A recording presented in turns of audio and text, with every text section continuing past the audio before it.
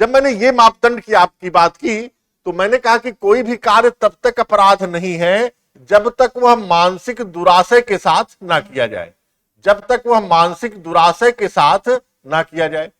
अब ये जो मानसिक दुराशय शब्द है, इस शब्द की उत्पत्ति कैसे हुई? तो उत्पत्ति का मतलब है कि शब्द की उत्पत्ति का जो स्रोत है वो अंग्रेजी कॉमन लॉ है, और अंग्रेजी कॉमन लॉ से ही इसकी उत्पत्ति हो गई, और यहीं से ये कहा गया कि कोई भी अपराध तब तक अपराध नहीं होगा जब तक उसमें दुराशय शब्द शामिल ना हो।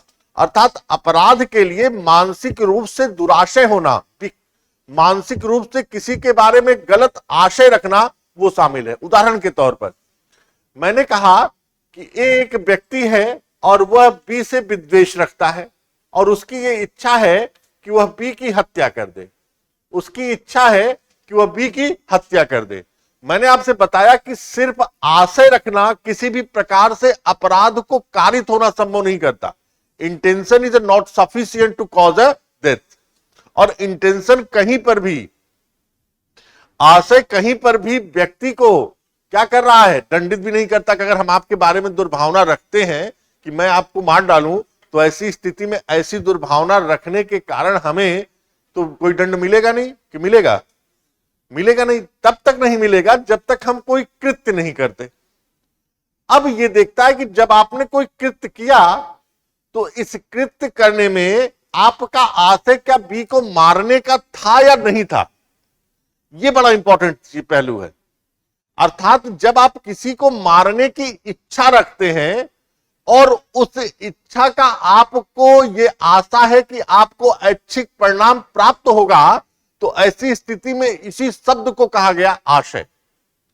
जैसे आप बी की हत्या करना चाहते हैं तो बी की हत्या करने के लिए आपने बी के ऊपर क्या चलाई? गोली। अब अगर आपने रिवॉल्वर से कोई गोली बी के ऊपर चलाई तो इससे युक्त आशंका है कि बी की मृत्यु कारित हो सकती है, अर्थात आपको ऐच्छिक परिणाम मिल सकता है। यही क्या होता है? आशय। तो कोई कार्य करने से पहले न्यायालय यह चीज देखने का प्रयास करेगा कि व्यक्ति का आशय क्या था। जब आशय की बात आती है तो आशय से प्रयोजन शब्द अंतर मिल जाता है। अब प्रयोजन क्या है? प्रयोजन क्या है? जिसके कारण आप बी की हत्या करना चाहते हैं। आप बी की हत्या क्यों करना चाहते हैं? भाई आप बी को क्यों मारना चाहते हैं? तो इंटेंशन के पहले क्या आ गया? मोटिव आ गया ना।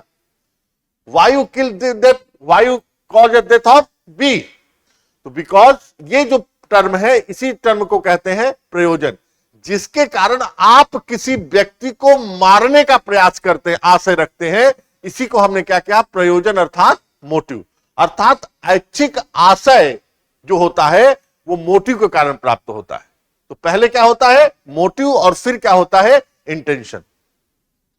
तो जब इसकी बात हुई तो मैंने दुराशय शब्द को अगर हम भारतीय दंड संहिता में देखें तो हमें 3 शब्दों से 4 शब्दों से मिलता है।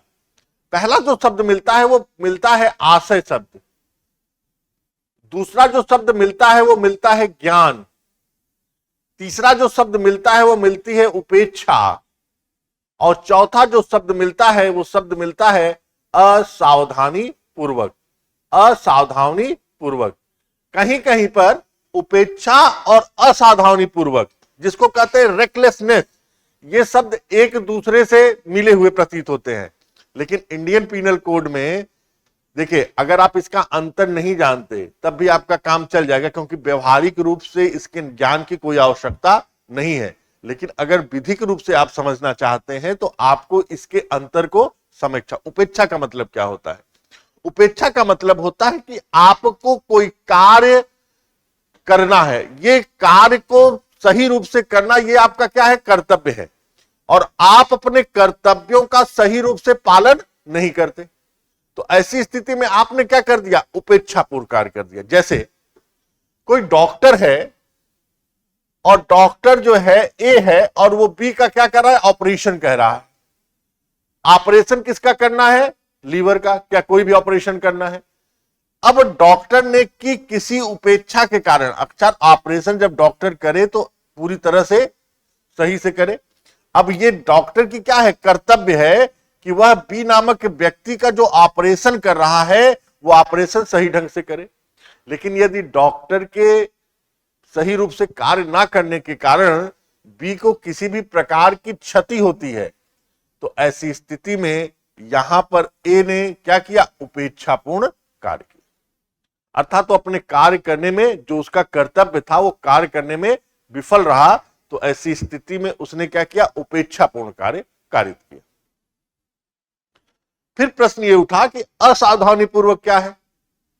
असावधानी पूर्वक का मतलब होता है कि जैसे आप पेट्रोल पंप पे पास जाते हैं तो पेट्रोल पंप में लिखा होता है स्मोकिंग नॉट अलाउड, लिखा होता है, पढ़ भी लिया आपने, और आपके दिमाग में ये चीज आ भी गया कि भैया अगर स्मोकिंग करेंगे तो हो सकता है कि यहां पर विस्फोट हो जाए, लेकिन तब भी आपने शुरू कर दिया। तो ऐसी स्थिति में आपने यह जानते हुए कि हमारा जो कार्य है, यह जानते हुए कि हमारा जो कार्य है यह कोई अपराध कारित कर सकता है, कोई दुर्घटना कारित कर सकता है, तब भी हमने वो कार्य किया, तो ऐसे कार्यों को हम कहते हैं असावधानी पूर्वक। आशय और ज्ञान दो शब्द हैं। आशय का मतलब क्या हुआ? आशय का मतलब मैंने आपको कहा कि किसी भी को पाने की इच्छा अर्थात डिजायर, पाने के इरादे से जो भी आप परिणाम प्राप्त करना चाहते हैं, ऐच्छिक परिणाम प्राप्त करना चाहते हैं, उस ऐच्छिक परिणाम को प्राप्त करने की युक्त युक्त जो आशंका है उसी को हम क्या कहते हैं, आशय। और ज्ञान में क्या है? ज्ञान में डिजायर नहीं होता, इरादा नहीं होता, सिर्फ अवेयरनेस होता है, ज्ञान होता है कि इस कार्य से इस व्यक्ति की मृत्यु कारित हो सकती है। एग्जाम्पल देखिए, मान लीजिए गड्ढा है और आप जानते हैं कि अगर ए नामक व्यक्ति यहां पर गिरता है तो इससे इसकी मृत्यु कारित हो सकती है। तो ऐसी स्थिति में यहां पर क्या है, बी को यह ज्ञान है कि अगर ए यहां पर गिरेगा तो इस गड्ढे में गिरने के कारण उसकी मृत्यु कारित हो सकती है। तो हम क्या कहेंगे, आशय नहीं है बल्कि क्या है, ज्ञान। क्योंकि ए बी जो है ए को मारना नहीं चाहता, लेकिन ये जानता है कि अगर ये इस गड्ढे में गिरा तो उसके कारण उसकी मृत्यु संभव है। तो ऐसी स्थिति में ए आता है और उसको पता नहीं है और इस गड्ढे में गिर जाता है, तो ऐसी स्थिति में बी का क्या है, ज्ञान है। तो ज्ञान जो है वो दंड की मात्रा को कम करती है, जबकि आशय दंड की मात्रा को बढ़ाती है।